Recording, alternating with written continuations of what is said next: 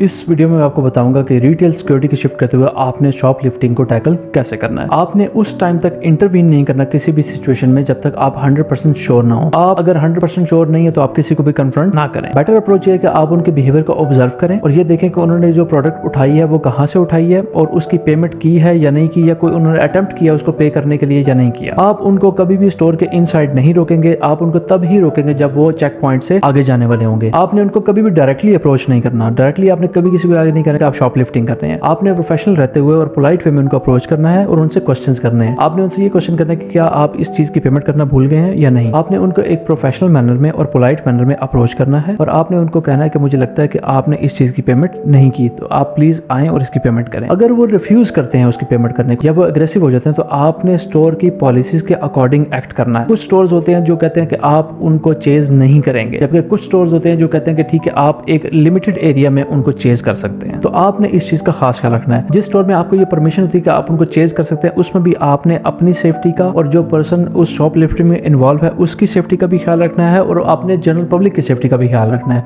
आपने चेज उनको limited area में तब ही करना है जब बिजी टाइम ना हो, जब वहां पे बच्चे या बुजुर्ग ना हो, या वहां पे ट्रैफिक ज्यादा ना हो, या फिर उसके पास कोई ऐसा ऑब्जेक्ट ना हो जिससे वो आपको नुकसान पहुंचा सके। तो आपने इन चीजों का बहुत ख्याल रखना है शॉप लिफ्टिंग को टैकल करते हुए। Thank you.